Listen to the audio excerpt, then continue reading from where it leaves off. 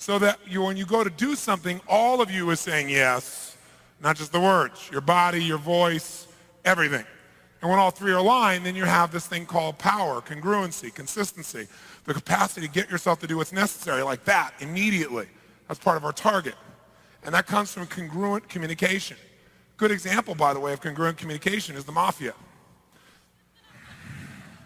When they communicate, do people know exactly what they mean? Yes. In fact, if you remember, there was this one Don they were after forever, and they could never get this guy. And they finally got him a few years ago. And the reason that the authorities could never capture him is he understood the power of communication. And he was really smart. He protected all his communication networks. Not only when he said something, people knew what he meant, but also he protected all the ways he communicated so no one could grab a hold of information. So for example, he had an accountant for many years who was a man who could not speak and could not hear. Makes it very difficult to testify in court that way. So one day though, what blew the whole thing up was this accountant gets called in to the mafia boss's office because the mafia boss freaks out and realizes he's missing $3 million from his accounts. He pulls in this accountant who he can't talk to. So he has to talk through a finger sign, interpreter. So he turns this guy and he says, to the interpreter, he says, you tell this guy I'm missing $3 million. I know he has it and I want it right now. Interpreter turns and says, he says that he's missing $3 million. He thinks you've got it and he wants it right now. Well, the accountant gets this funny look on his face, starts flashing fingers back. I don't know why he's coming to me. I'm a trusted, loyal employee. I've been here forever. Tell him look somewhere else. Well, the mafia boss is watching his hands going back and forth in hyperspeed, right? So he turns to the interpreter and says, what'd he say? What'd he say? The interpreter turns to the mafia boss and says, well, he said he's a trusted, loyal employee. He's been here forever. He doesn't have any of your money, and you have to look somewhere else.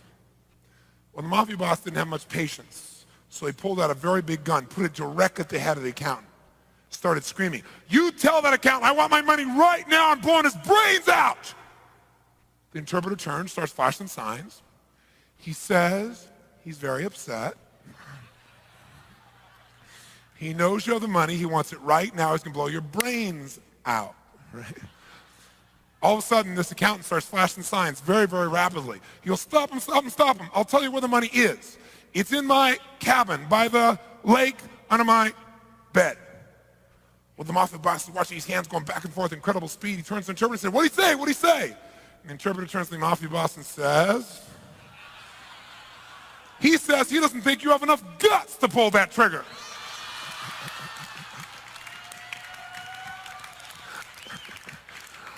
Moral of the story. We don't want to misinterpret ourselves this weekend, right? Now, if you're going to be effective then in communicating, you probably should know how your brain functions. Understand what really triggers your brain to work. Now, we understand, first of all, that no matter what happens in our life, it's not what happens that determines life, it's what we do with it, right? It's what we communicate and what action we take. How many buy that? Say aye. And so what we've got to be able to do then is understand maybe why we do what we do. Now, most of you know at a very basic level why you do what you do. Most of us do anyway. We know that everything we do, ultimately, we do for one of two reasons. We do it either out of our need to avoid what? Or out of our desire to gain. That's the whole game. Now, what's interesting, though, is this. You and I as human beings have a unique ability. We don't actually avoid real pain. We don't actually move towards real pleasure. We move towards what we think will equal pleasure, or what we make up in our head will equal pleasure. And we avoid whatever we make up will equal pain. Like, we're unique. We're not like dogs. There isn't a clear pain and pleasure. We make stuff up. Can someone make up something that's really good for them in their mind, make it up that it's painful? Is that possible? Can a hunger striker literally starve themselves but feel pleasure instead of pain because they associate a higher moral ground to what they're doing? Yes or no? Sure. You look at Nelson Mandela. Of all the people I've had the privilege of meeting, people ask me all the time, like, who's the person you respect the most? By far him. Could you imagine somebody taking 27 years of your life away from you and you not want to kill everybody in sight? And then you not only don't kill anybody or come out and do anything, but you come back out and say, listen, let's rule the country together. You people that put me in jail for a quarter of a century. I mean, that shows you what a human being's capable of. And when I met him, I said, how did you make it through that suffering? I mean, and he looked at me and said, what suffering?